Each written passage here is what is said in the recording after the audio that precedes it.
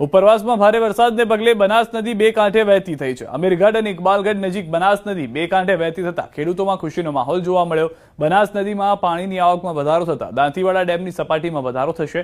નદીમાં નવા નીર આવતા ખેડૂતોના બોર અને કૂવાના પાણીના તળ ઊંચા આવશે। ઉપરવાસમાં અંબાજી અને રાજસ્થાન ભારે વરસાદને કારણે બનાસ નદીમાં નવા નીર આવ્યા છે।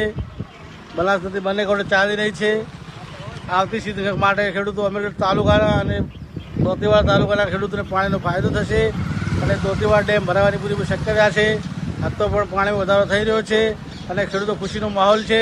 બનાસ નદીમાં આ વખતે બે વખત પાણી આવ્યું છે ને આજુબાજુના ખેડૂતોને પણ શ્વાસ લીધો છે કે આ વખતે નદી સારી આવી ને જે આજુબાજુના જે ગામો છે બાળોંદરા છે, ઇકબાલગઢ છે, આજુબાજુ ડેરી વગેરે અન્નીવાડા અને નીચેના ભાગમાં જે ડેમ છે એમને પણ જે નીચેના ભાગમાં ખેડૂતો રહે છે એમને પણ ફાયદો છે।